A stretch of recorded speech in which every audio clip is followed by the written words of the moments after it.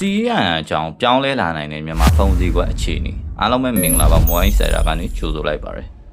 ဒီစီရန်ကပြီးခဲ့တဲ့3လပိုင်းနဲ့4လပိုင်းမှာတော်တော်ကြီးထခဲ့ပြီးတော့လက်ရှိ9လပိုင်းမှာပါတက်ရောက်မှုတွေရှိပါတယ်ဒါပေမဲ့ဒီစနစ်ကရေရှည်မှာကောင်းကောင်းအလုပ်ဖြစ်ခဲ့မယ်ဆိုရင်သုံးတဲ့လူတွေအတွက်အားနည်းချက်နဲ့အတူအားသာချက်တွေရှိနေပါတယ်ဒါတွေကိုကျွန်တော်နဲ့အတူတစ်ချက်ကြည့်လိုက်အောင်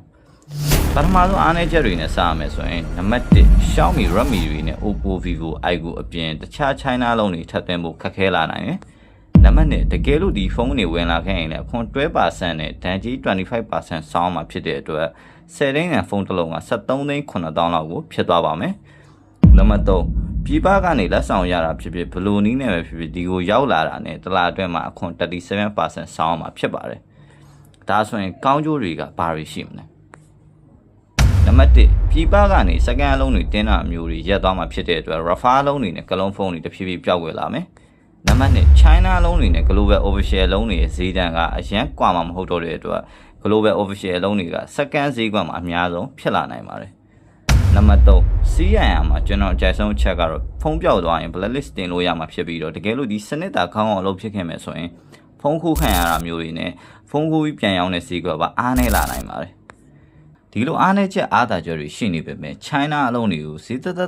နဲ့တွင်းလာနိုင်တဲ့အခွင့်အရေးတစ်ခုလည်းရှိပါတယ်အဲ့ဒါကတော့ကျွန်တော်လေ့လာထားမိသလောက်ဆိုရင်ကုန်တယ်ကနေပြီးတော့ကုမ္ပဏီတစ်ခုထောင်မဲ့အခွန်12%ကိုတရားဝင်ဆောင်ပြီးတွင်းနိုင်ခဲ့မယ်ဆိုရင်ကျွန်တော်တို့အတွက်အများကြီးအကျိုးရှိစေမှာအမှန်ပါပဲဒီအချက်ကတော့တွင်းတဲ့သူတွေပဲတေချာသိမှာဖြစ်တဲ့အတွက်အမှားပါခဲ့ရင်ကြိုပြီးတော့တောင်းပန်ပေးရစေ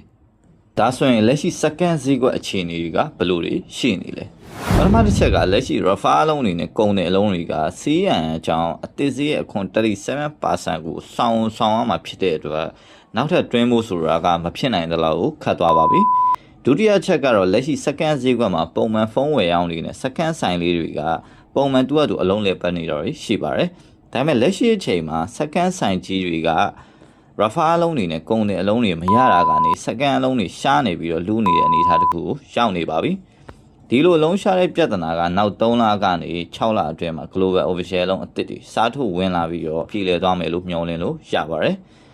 ဗီဒီယိုအနစ်ချုပ်ပြီးပြောရမယ်ဆိုရင်ဒီစီးရန်ကလက်ရှိအခုပြောင်းကာလာမှာဆင်းဝမ်းပိတ်ဖြစ်တာဆင်းတူပိတ်မဖြစ်တာတွေနဲ့တချို့အလုံးတွေမှာပိတ်ဖြစ်တာကနေအပိတ်ဖြစ်တဲ့ပြဿနာတွေနဲ့ကြုံနေရပေမဲ့ရေရှည်မှာဒီပြဿနာတွေနဲ့အတူ Rafa လုံးတွေကလုံးဖုန်းတွေနဲ့ဖုန်းခိုးပြီးပြန်ရောက်တဲ့ဈေးကွက်ပါအားနည်းလာမယ်လို့မျှော်လင့်လို့ရပါတယ်ဗီဒီယိုလေးကိုဆုံးဖြတ်ကြည့်ပြီးတဲ့အတွက်လည်းအားလုံးကျေးဇူးတင်ပါတယ်ဗျ See you next video